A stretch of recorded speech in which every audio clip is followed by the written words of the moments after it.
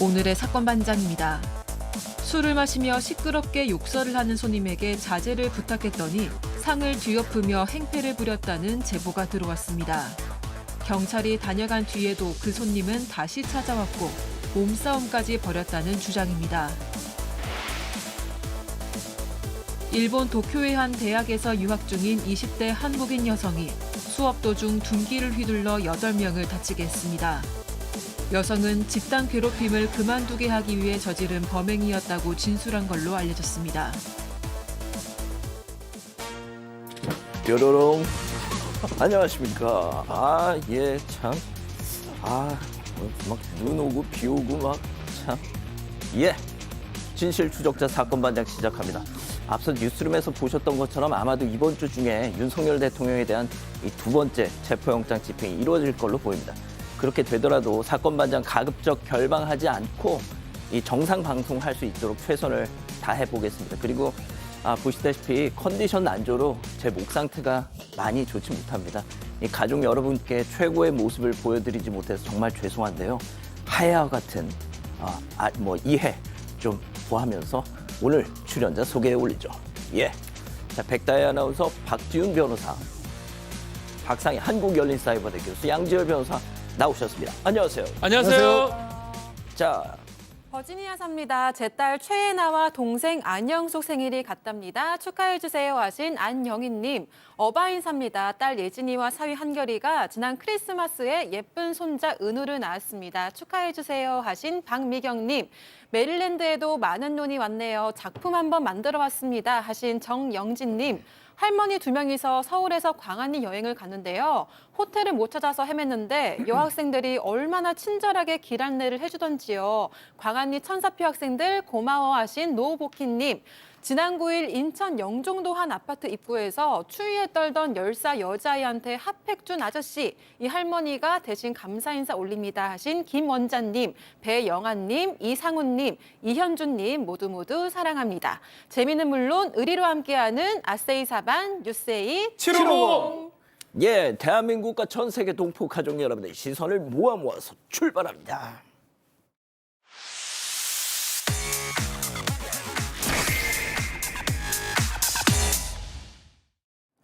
달려보죠. 예.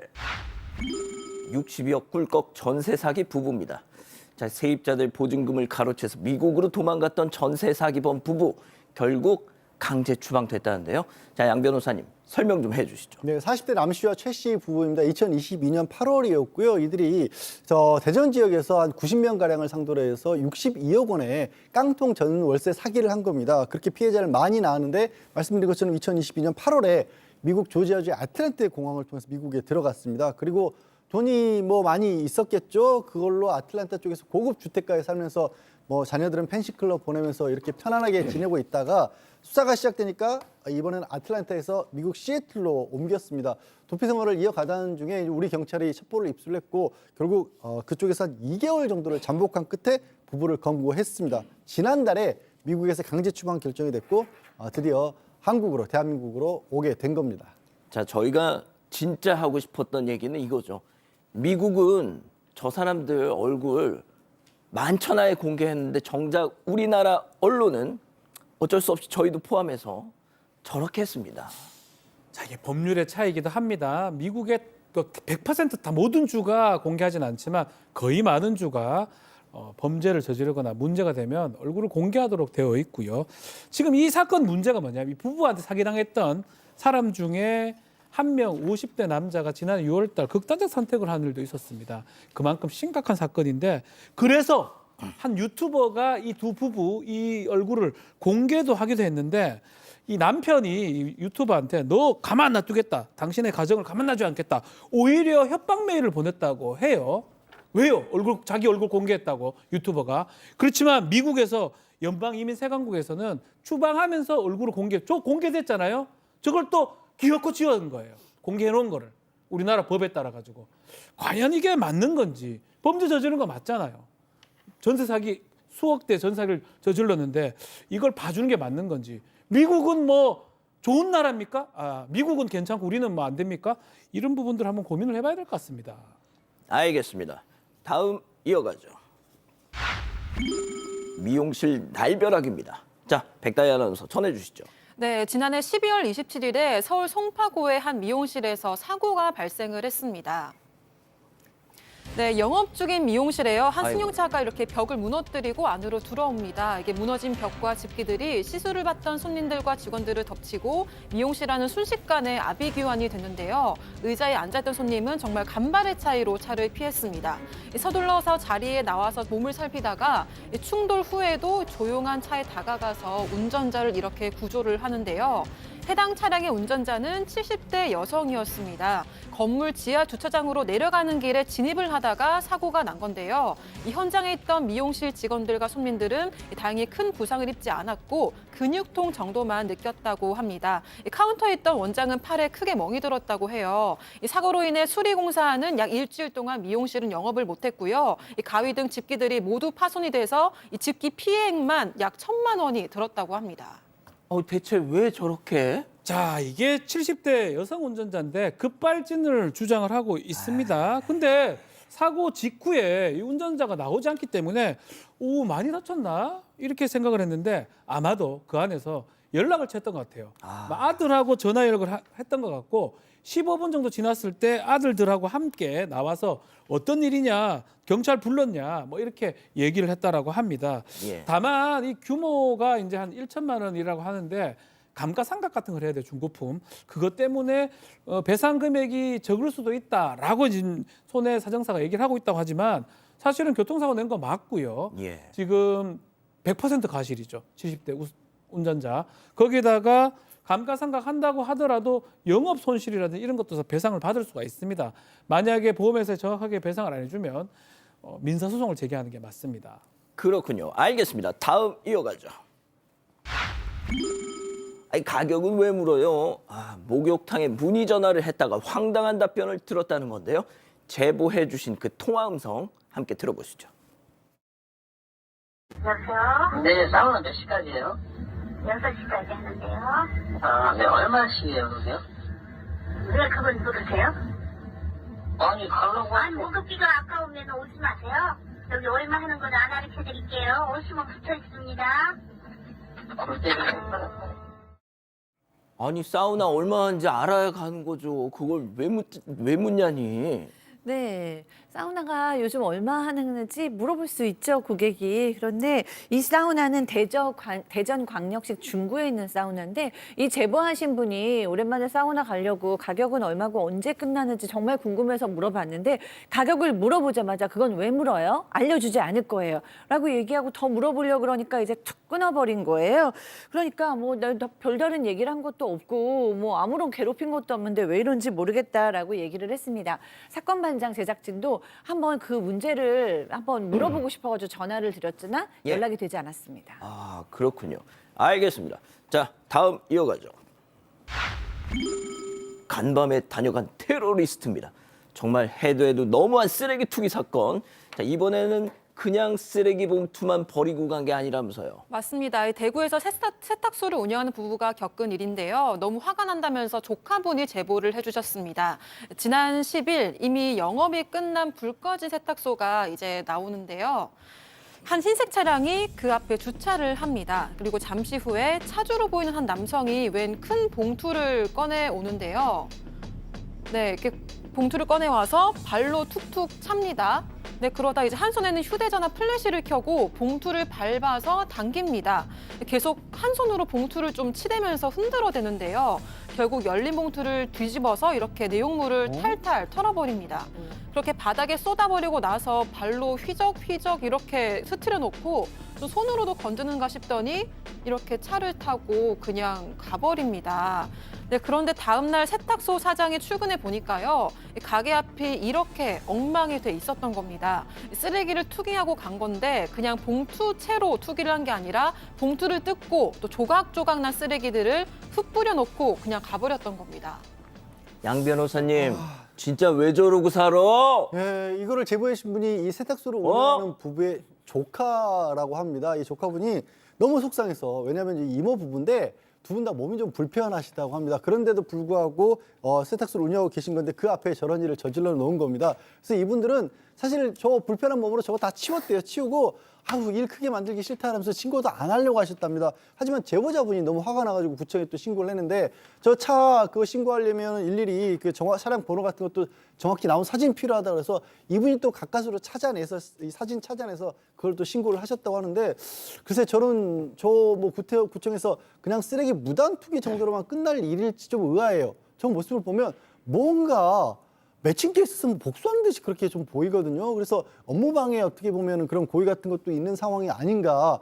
도대체 무슨 억하심정이 있어서 좀 나이 드신 분들이 몸도 불편하신 분들이 운영하는 가게에 저런 짓을 쳤는지 진짜 궁금하네요, 진짜.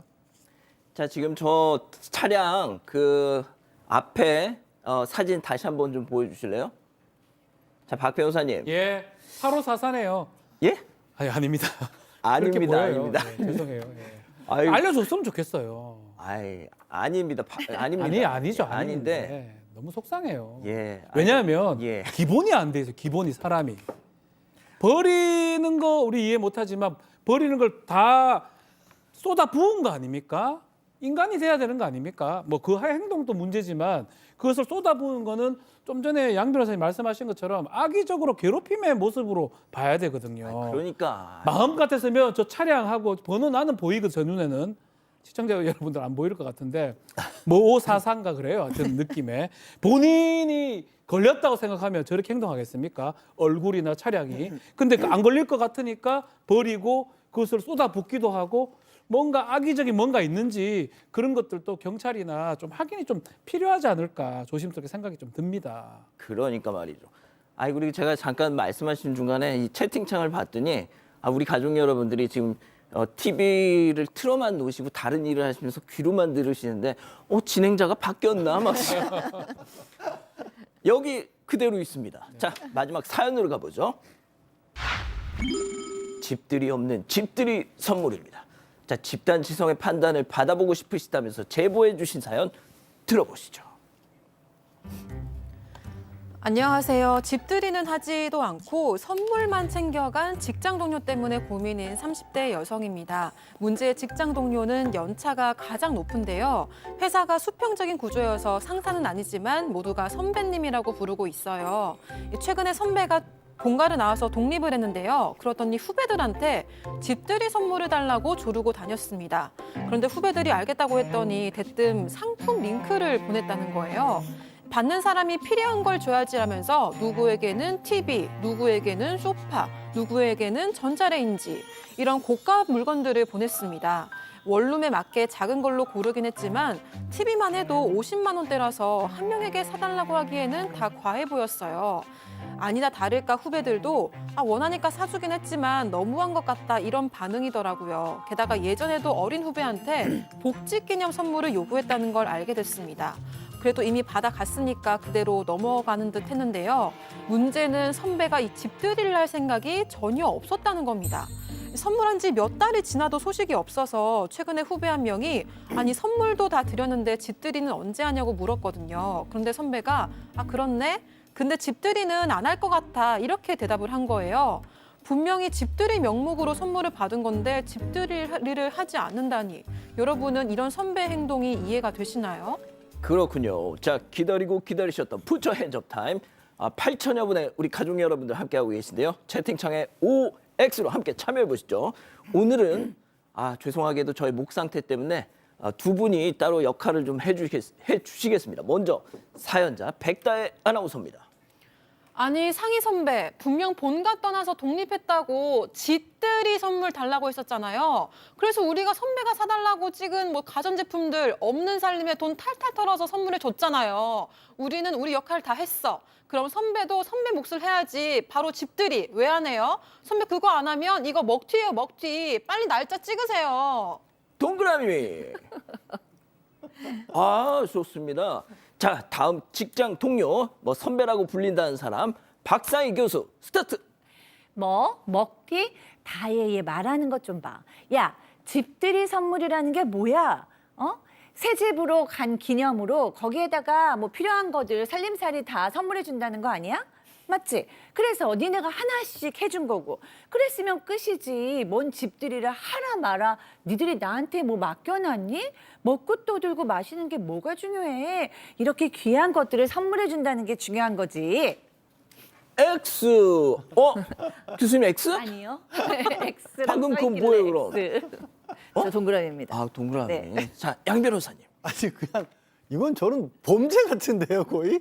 형법상 강요죄 아닌가요? 이게 직장의 선배, 사실은 저 회사는 선배가 아닌 그런 직급이다 수평적이라고 한데도 불구하고 사회생활 공통적으로 하다 보니까 이 어쩔 수 없이 밀려서 하게 된 경우고 50만 원짜리 TV를 집들이 선물로 누가 해줍니까? 저 정도면 거의 신혼 살림 차례인데 가장 가까운 친구들이 돈 모아서 해주는 정도의 선물인데 그거를 요구해놓고 입을 씻어요? 전 저건 먹튀 정도가 아니라 범죄자 선배라고 봅니다. 그렇군요. 자, 교수님. 네, 저도 이거는 자칫 잘못하면 갑질이 될 수 있다. 왜냐하면 어쨌든 선배니까 선배하고 회사에서 잘 지내려다 보면 선배가 원하는 걸 노골적으로 얘기했는데 모른 척하기가 어렵잖아요. 그러니까 나는 그러면 가스레인 뭐 전자레인지 하나 사줘야겠네. 그리고 사주고 그래도 나중에 가서 뭐 즐겁게 맛있게 먹으면 되지 이렇게 생각했다가 예. 뭐 이렇게 집들이 맛있는 거는 하나도 안 해주고 물건만 사달라 그러면 이 정도면 약간 갑질인 것 같습니다. 박 변호사님. 인간이 되라. 아, 진짜. 인간이 돼야 돼요. 이거는 인간이기 전에 사회생활을 전혀 할 수 없는 불가능한 상황으로 보입니다. 계속 말씀을 드리지만 50만 원짜리 TV를 부르면 안 돼요. 50만 원짜리 TV를만 해준다 그러면 그만한 음식 접대가 가능해야 됩니다. 이게 묵시적으로 다 이렇게 간접적으로 돈 계산이 대충 돼야 돼요. 아이, 당연하지. 뭐 10만 만약에 중국 음식으로 할 것 같으면 5짜리, 10짜리 안쪽으로 선물 받아야 되고 이 정도 하려 그러면 아주 특급 출장 뷔페가 와야 돼요. 50짜리를 막 주문을 하면 이게 막연하게 다 계산을 해가지고 가야 됩니다. 왜냐하면 후배들도 다 알고 있어요. 50 줬으니까 준 만큼 나도 받겠지? 먹겠지? 맞아요. 그렇게 알고 있거든요.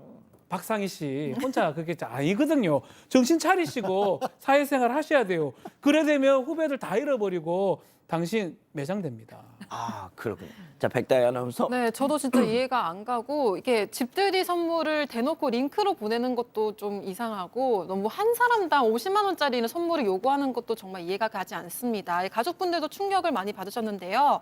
김상국님 사기입니다. 사기요라고 하셨고요. 박영자님 얌체네요라고 하셨습니다. 그리고 짱님도 위계를 이용한 갈취 아닌가요? 라고 하셨습니다. 자, 이번 사연은 백다희 아나운서가 좀 전해주시죠. 네, 사건 반장 제보 메일과 카톡 제보 채널에서는 많은 사연과 제보를 기다리고 있습니다. 오늘도 유튜브 라이브 방송 사반 후반 준비돼 있고요. 그리고 포항에 사시는 이라현님 보고 계신가요? 얼마 전에 둘째 아드님이 학교에서 크게 칭찬을 받았다고 합니다. 한 편지 때문이었는데요. 폐지를 줍는 어떤 할머니가 보낸 편지였는데 리어카 대신 끌어주고 안녕히 가시라고 인사해줘서 너무 고마웠어요. 학교에서 대신 아이 좀 칭찬해주세요 라고 하는 내용이었습니다. 이 세상에 뭔가 싶어서 직접 물었더니 에이 그냥 할머니 좀 도와줬어 이렇게 하면서 별일이 아닌 듯이 얘기를 하더라고요. 으이그 멋진 건 알아가지고 이 포항 인덕초 4학년 1반 김시환 너는 멋진 내 아들이야 라고 하셨습니다.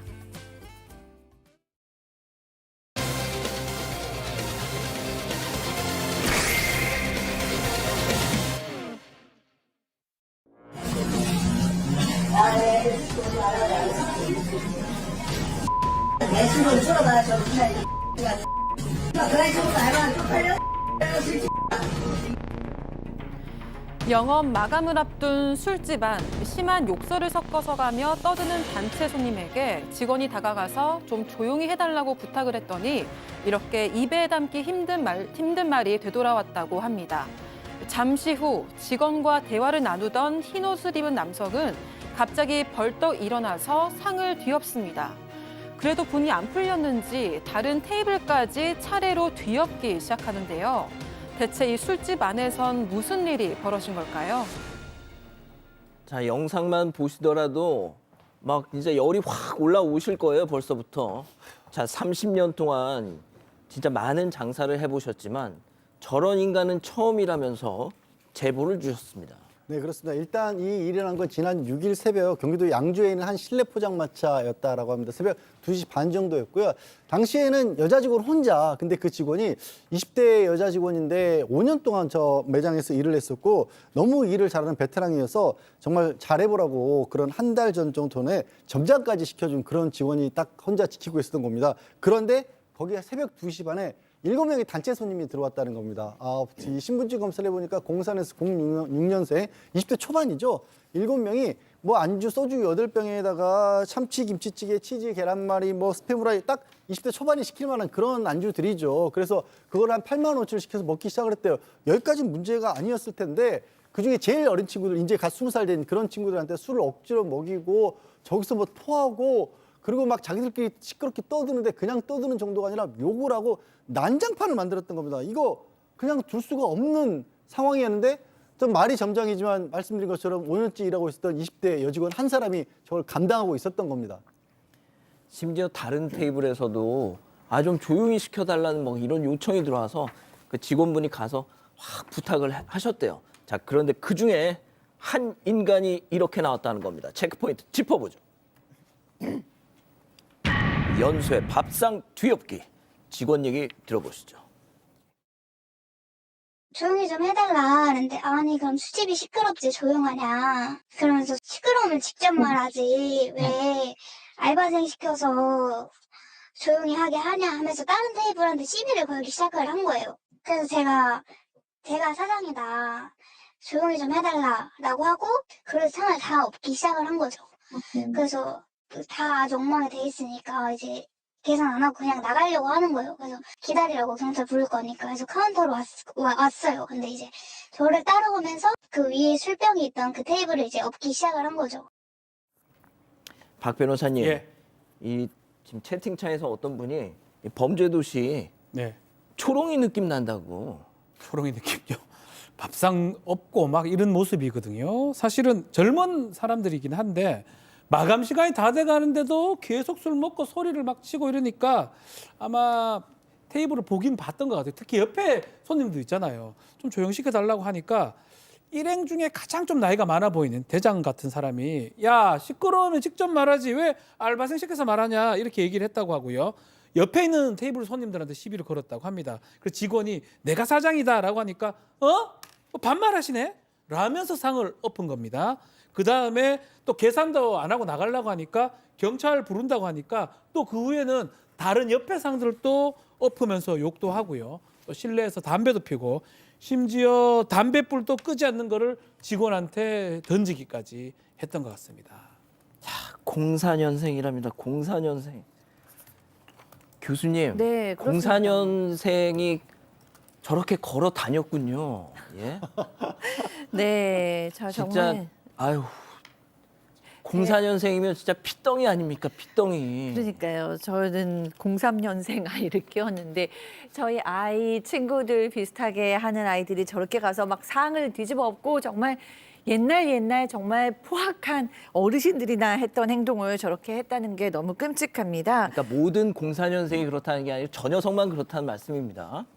네, 그렇습니다. 그런데 이렇게 저렇게 손님이 무섭게 상을 엎는데도 이제 여직원이 물러섬이 없었어요. 그러니까 왜 무섭지 않았냐라고 물어보니까 무서웠지만 본인이 싸움을 처리하지 않으면 다른 테이블에 계속 시비도 걸고 또 계속 허세 부리면서 더 큰 싸움이 날까 봐 어쩔 수 없었다라고 얘기를 하고요. 이 직원이 오늘 3월부터 이 가게를 인수하기로 했기 때문에 사실 사장이라고 얘기도 된다고 합니다. 그래서 사장이라고 얘기를 했더니 저 04년생이 이제 더 크게 뭐 네가 사장이냐 뭐 이런 식으로 나온 거거든요. 그리고 욕설을 멈추지도 않았습니다. 경찰에 신고했고 그리고 진짜로 예전에 있던 사장님한테도 연락을 했어요. 그런데 옆에서 같이 보고 있던 또 그 동료는 그 영상을 다 찍어갖고 자랑스럽게 영상을 SNS에 올렸다고 합니다. 자, 근데 이제 여직원분이 정말 대단하시네요. 자, 아무튼 말리지는 않고 뭘 또 잘했다고, 뭐가 자랑스럽다고 이걸 찍어서 올린 걸까요? 자, 그 영상 잠깐 보시죠. 지금 여기 사장이 아니야 이거 사장 띠끼 잡고 있어. 빨리 오라 그래. 그러니까 뭐 알바 또 팔려. 백수인데? 계속 삐삐삐삐 뭐 좋은 말 하는데 우리가 삐 처리를 하겠습니까? 네, 이렇게 욕설뿐만이 아니라 비하 발언까지 했습니다. 이 사장 행세를 한다, 이 여자가 술집에서 일한다, 창피하지도 않냐 이런 이야기를 했고요. 그러면서 나는 백수다라는 말을 했습니다. 그래서 좀 별다른 직업이 없는 게 아닌가 추측이 된다고 전했습니다. 또 주변에 따르면 이렇게 술집에 가서 행패를 부린 적이 이번이 처음이 아니고 좀 질이 좋지 않은 사람이다 이런 이야기를 들었다고 해요. 그리고 이 가게에서 5년 동안 일을 했는데 처음 보는 손님이었다고 합니다. 게다가 손님들끼리 싸우는 걸 말리느라 경찰을 부른 적은 있지만 이런 일로 신고를 한 적은 처음이었다고 전했습니다. 또 직원에 따르면 7명 무리 중에서 저 남성 혼자만 욕설을 하고 행패를 부렸다고 하고요. 나머지는 좀 어떻게든 이 사태를 수습하려고 좀 노력하는 듯이 보였다고 합니다. 자, 이 경찰이 다녀가고 이제 좀 한숨 돌리려나 했는데 그게 끝이 아니었다는 거죠. 이 점장분의 얘기 들어보시죠. 저희 남자 사장님이 나가 계셨는데 가게에 또 올까 애들이 올까 지키고 있었어요. 근데 걔네가 와가지고 담배 피우면서 막 사장님이랑 얘기를 하더라고요. 뭐 맨날 내가 여기 와가지고 진짜 맨날 찾아와가지고 괴롭히겠다고. 저 혼자 있으니까. 그러니까 일은 하긴 했는데 뭐 조금 무섭긴 했죠. 양 변호사님, 무슨 각설이에요? 죽지도 않고 왜 또 와 또? 아니 지금 나와서 바깥에서 또 CCTV 찍힌 걸 보면 지금 어떤 상황이냐면요. 경찰이 이제 와서 조사를 한 다음에 일단은 귀가 명령을 했다라고 합니다. 근데 아닌 게 아니라 또 찾아온 거예요. 근데 찾아왔을 때 가게 안이 엉망진창이 돼 있었을 거 아닙니까? 그러니까 손님 사장님하고 다른 직원들까지 그 시간에 새벽에 다 와가지고 가게 정리를 하고 있는데 저렇게 찾아온 겁니다. 찾아와가지고 앞에서 사장이 막았으니까 뭐 나와라 어쩌라 저쩌라 하면서 욕설하고 지금 뭐 이런 거잖아. 한판 뭐 뜨자 뭐 이런 식의 분위기를 만들고 있는 거지 않습니까? 아마 바깥에 사장님이 그걸 말리고 있었던 모양입니다. 그러니까 안에는 그 점장인 20대 여직원 혼자 있었던 거고, 근데 거기서 안 나오니까 밖에서 너 이 시간에 혼자 일하는 거 다 알고 있다. 앞으로 계속 찾아오겠다. 이렇게 또 협박을 했다라는데 저는 저기 실은도 다 파악이 돼 있고 저 그냥 넘어갈 정도의 상황은 아닌 것 같은데 아무튼 다행히 그 이후로 다시 찾아온 적은 없었다라고 하는데 얼마나 무서웠겠어요. 이 안에 있으면서. 교수님 이거 진짜 이걸 진짜 그냥 자 일단 그 여자 사장님이 지금 혼절까지 하셨다고 해요. 네, 여자 사장님께서 일단 이 사람들이 또 왔잖아요. 그래서 경찰이 두 번째로 출동을 한 거예요. 그래서 경찰이 계속 이런 식으로 오면 현행범 체포할 수 있다라고 얘기를 하니까 이제 그제서야 이 사람들이 오질 않았습니다. 그래서 다 같이 이제 사장님 부부, 점장 뭐 다 같이 이제 유리병도 치우고 널브러진 음식물을 치우고 이러는데 편의점에 이제 마대자루를 사기 위해서 갔어요. 근데 그 순간 과호흡이 와서 결국에는 이제 혼절을 하신 겁니다. 다행히 응급 조치를 금방 받았어요. 경찰들이 아직은 그 가게 앞에 있었거든요. 그런데 이제 그 후에도 계속 극도의 불안감을 느끼고 있고 이런 일이 또 있으면 어떡하지라고 너무너무 두려워하고 계세요. 그리고 사장님 부부는 이 점장은 20살 때부터 다들 놀고 싶을 때부터 20살 때부터 우리 가게 와서 열심히 일해서 자기 가게 만드는 게 꾸리는 게 정말 꿈이었던 친구인데 이번 일로 좌절하지 않았으면 좋겠다라고 전하셨습니다. 자, 박 변호사님, 예. 제가 이제 뭐 좀 우스꽝스럽게도 얘기하고 뭐 이렇게 좀 사실상 저도 이 녀석들을 막 조롱을 하긴 했습니다만 이걸 직접 당하신 분들한테 정말 공포의 대상이잖아요. 이 자식들 이거 어떻게 해야 됩니까 이거? 앞으로 살아가는데 또 영업하는데 상당히 부담을 느낄 겁니다. 사람들 올 때마다 저 또래만 보면 뭔가 공포감이라든지 그런 것들을 느낄 가능성이 매우 높고요. 자, 이 학생들, 특히 대장, 04년생을 비롯해서 하는 일들이 뭐 너무 많은 일을 저질렀어요. 84,000원짜리 이거 봐봐. 계산 안 하고 식사비 계산 안 하고 가버렸죠, 술값. 거기에다가 집기료 다 망가졌습니다. 의자, 테이블. 박 변호사님, 예. 지금 사장님 쓰러지셨어요. 가호흡 때문에 쓰러진 모습이 혼절하셨어. 저게 아이고야. 아마 앞으로도 좀 계속 될 것 같고 이 사장님 이 어쩜 쓰러진 좋아. 모습 아유. 손해배상 가능하고요. 뭐 손해배상은 민사부분입니다. 그리고 집기료 배상 같은 거 가능한데 형사적으로 처벌이 지금 가능한 상황이 성인이고요. 다 성인이고 사기 무전치식을 했죠. 거기다가 폭행, 협박, 재물손괴죄, 업무방해죄 등 여러 가지 범죄가 지금 성립할 가능성이 높습니다. 그래서 이 범죄에 대해서 변호사, 대리인을 선임을 해가지고 고소를 하겠다라고 하고요. 합의 지금 제대로 안 되고 있고 사과도 안 되고 있고 합의 없이 제대로 된 처벌이 좀 필요하다라고 사장님은 말씀을 하고 있습니다. 이 지역 그 경찰분들께서 이번 사건은 좀 잘 좀 봐주셨으면 좋겠어요. 이거 무서워서 장사 어떻게 합니까? 예? 자, 첫 번째 사건 정리하고요. 두 번째 사건 이어갑니다.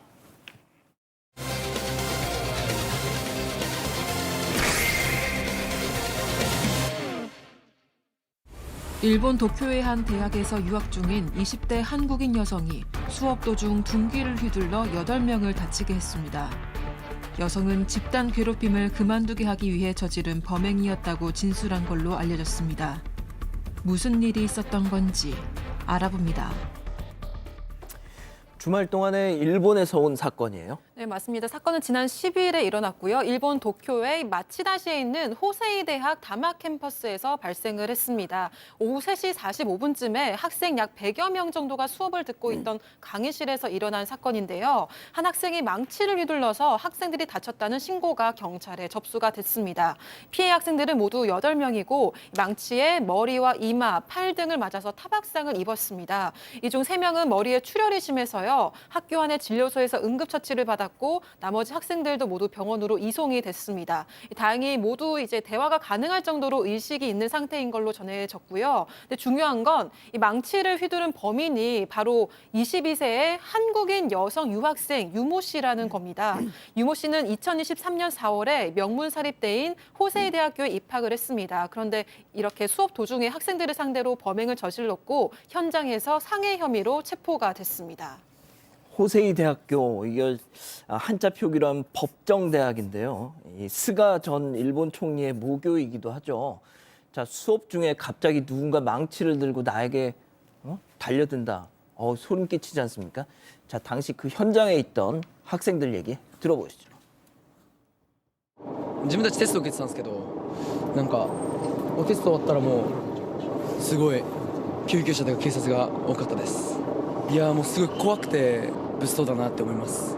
真っ黒に白いスニーカーで眼鏡をかけていまして、身長は割と高くてで細い方でした。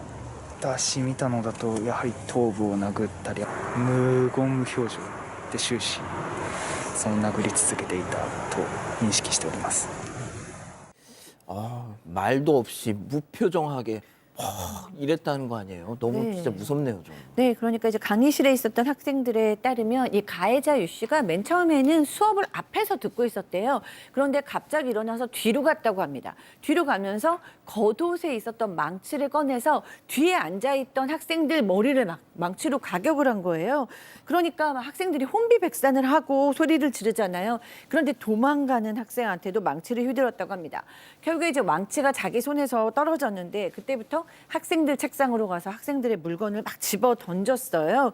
이제 조금 있다가 이제 교직원 2명이 뛰어와서 제압을 했습니다.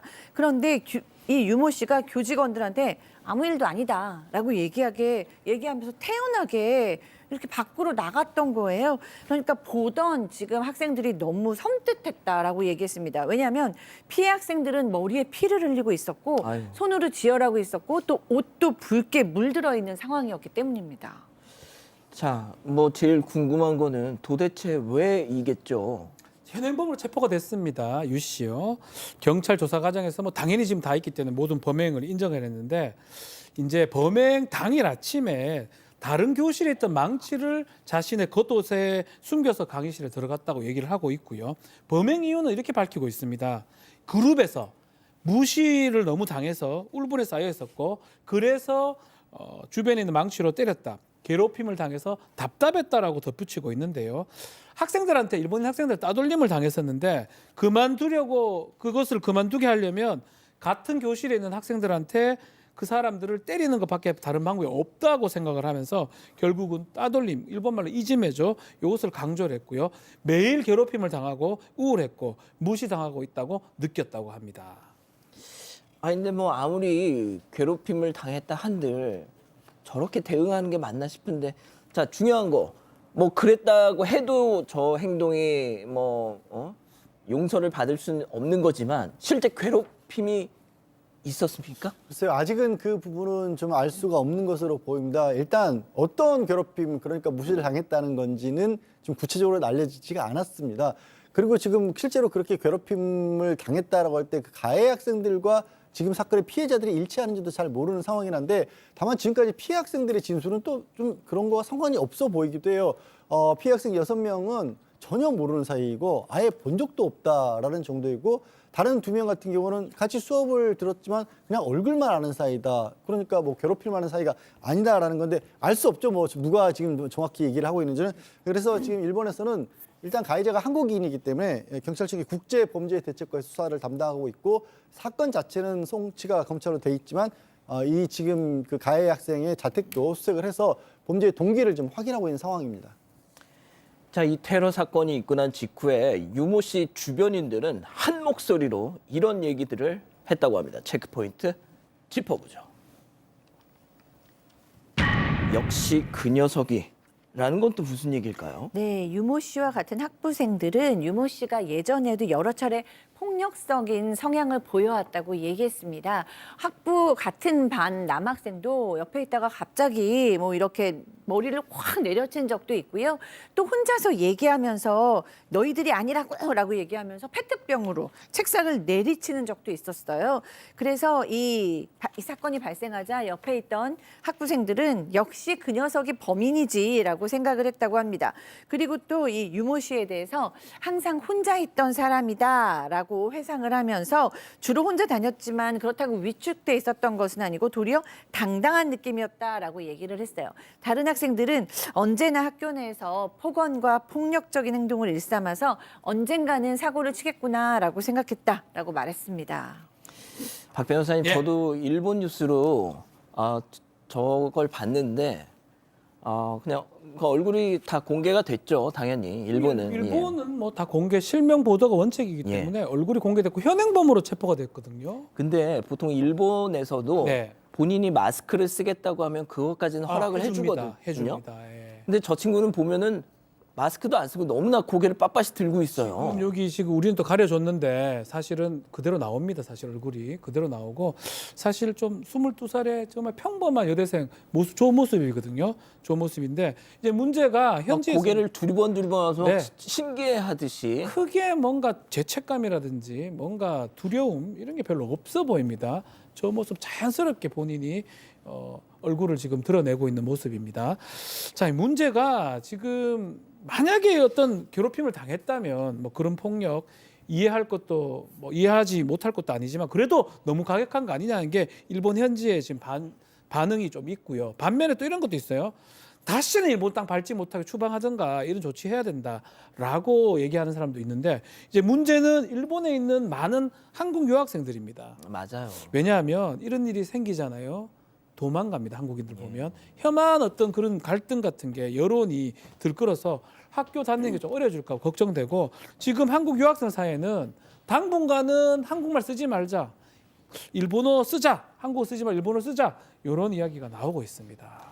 양 변호사님, 저 친구는 이제 어떤 처벌을 받게 됩니까? 일단 저 형사 절차 자체는 일본 내에서 이루어지게 됩니다. 그러니까 일본 땅이고 일본 사람들이 피해자지 않습니까? 그럴 땐 속지주의라는 걸 적용을 해서, 우리나라도 마찬가지입니다만 일본 내에서 형법으로 처벌을 하게 되는 거고요.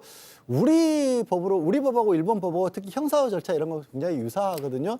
우리 법령에 따르면 이제 특수 상해에 해당하는 거고, 우리의 어떤 법정 같은 경우는 1년 이상 10년 이하로 꽤 무겁게 처벌을 받을 수가 있습니다. 그렇게 해서 일본에서 처벌을 받게 되면, 혹은 이제 특별한 사정이 있을 경우 일본에서 형량을 다 정해 나오면서 예를 들어 뭐 징역 3년이다 그러면 그걸 신청을 해서 우리나라 교도소에서 해서 그 3년을 복역하게 하는 정도의 방법은 있긴 합니다. 자, 이 유모 씨의 행적에 대해서 아시는 분들 계시면 저희한테 제보 좀 부탁드립니다. 자, 별별 상담소 이어가죠.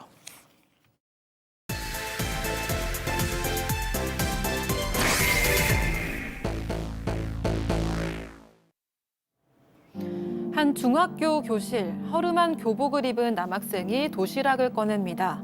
자신의 소박한 도시락과는 다르게 친구들의 화려한 도시락에 주눅이 드는데요.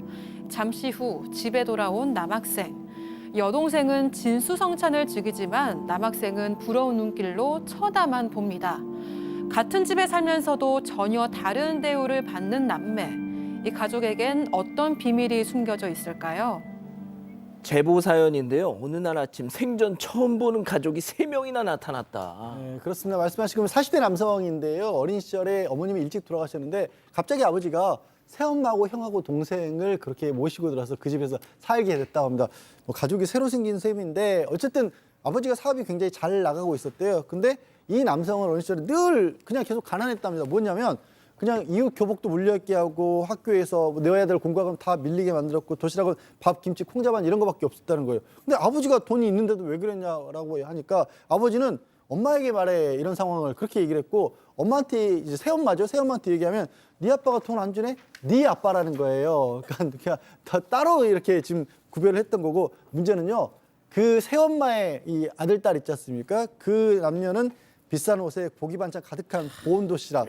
그래서 결국에는 이 제 사연자분은 20살 되자마자 집을 나가셨답니다. 아니, 저 같아도 나가죠. 네, 남성은 집을 나오고 나서 고시원에서 생활을 했습니다. 그러면서 하루도 쉬지 않고 아르바이트를 해서 생활비를 벌었다고 하는데요. 한편 집에서는 이 여동생이 혼전 임신을 해서 매부까지 집에 들어와서 살게 됐다고 합니다. 또 그 사이에 남성은 아버지랑 연락을 끊고 몇 년간 지냈는데요.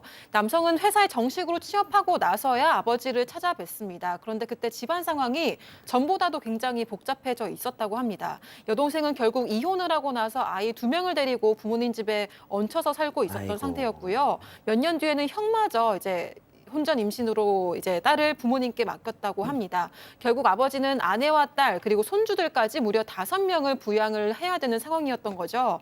당시 사업이 잘 되던 시기여서 큰 무리는 다행히 없었던 상황이었다고 합니다. 그래서 남성도 좀 집안일에는 자연스럽게 관심을 끄고 지냈는데 이후 남성은 결혼도 하고 아이도 낳으면서 행복하게 가정을 꾸려 나갔다고 합니다.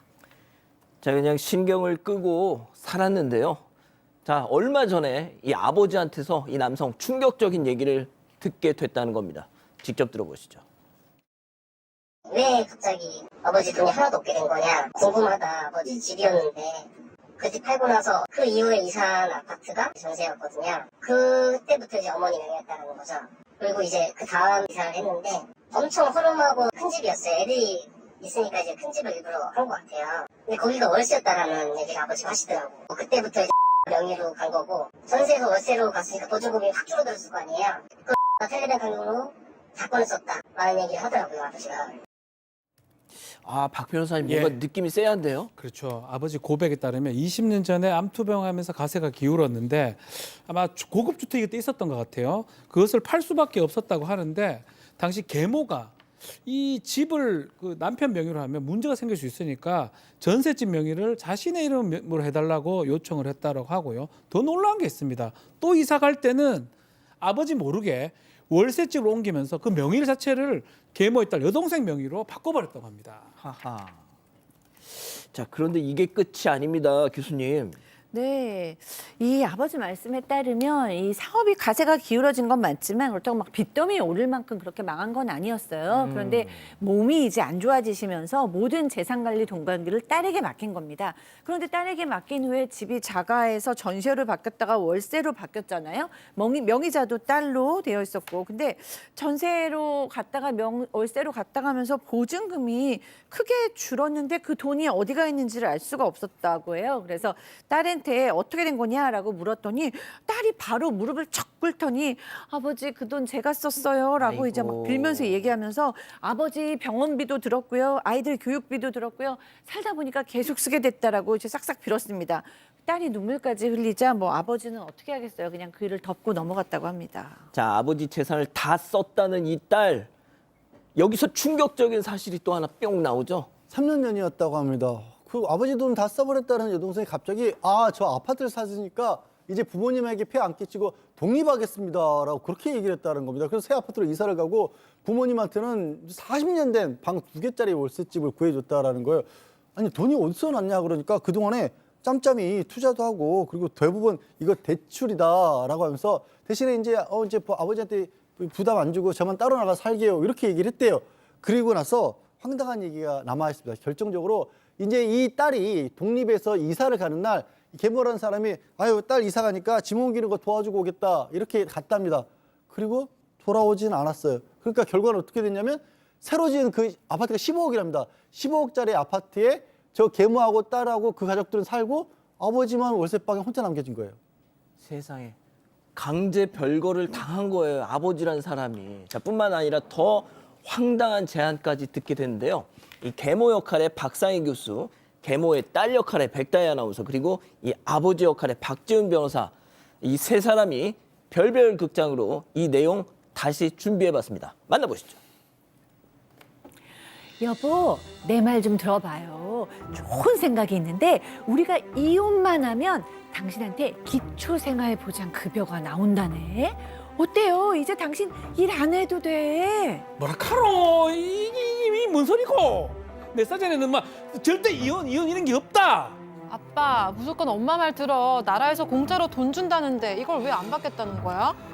다혜야, 니도 이혼이고 뭐고 다 필요 없고 내 그냥 니하고 니 그 집에서 같이 살면 안 되겠나? 아유, 당신 쓸 방 없어.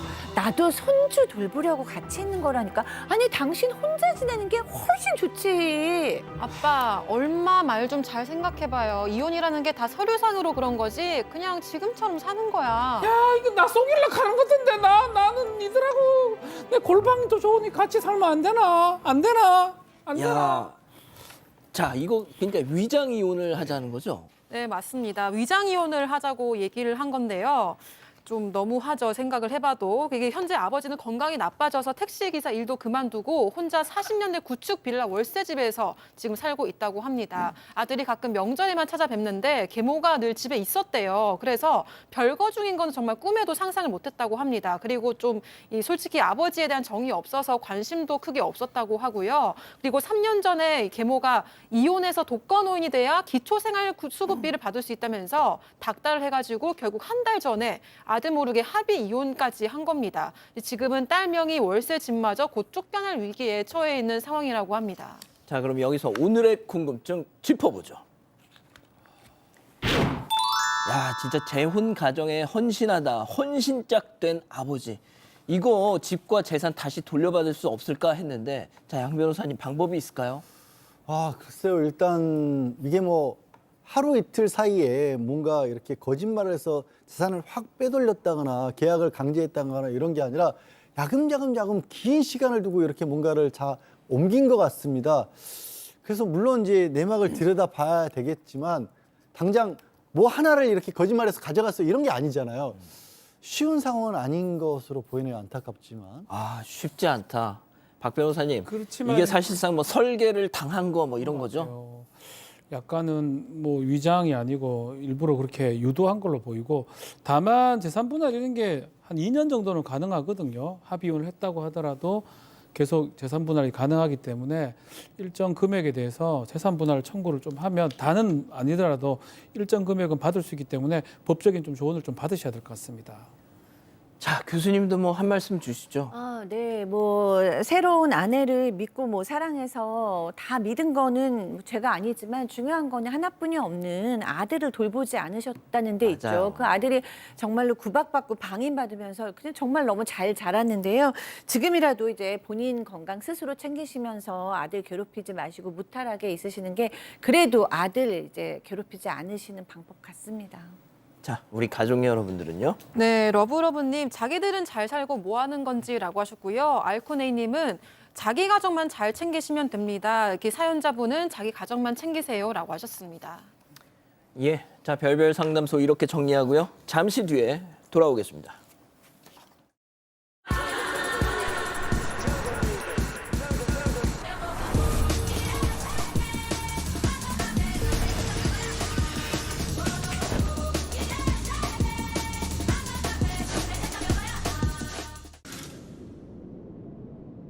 끊임없이 새로워진 나를 발견할 수 있도록 타임리스 뷰티 고혼진. 쏙쓰려? 약쪽? 그 정도는 아니야. 좀 더부룩하네. 약국가. 그 정도는 아니고. 아니, 그 정도가 딱! 귤포스엘 먹을 정도. 속쓰림 더부룩함을 한 번에. 버티지 말고 딱! 시작하자, 귤포스엘. 추러스? 갓 튀긴 초코 추러스를 라지 사이즈 커피와 함께 추러스 콤보로 즐겨요. 사랑하는 사건반장 가족 여러분 따뜻한 밤 보내시고요. 유튜브 라방 사반 후반 이어집니다. 별일이 없다면 저희는 내일도 사반 750 저녁 7시 50분에 다시 옵니다. 안녕히 계십시오.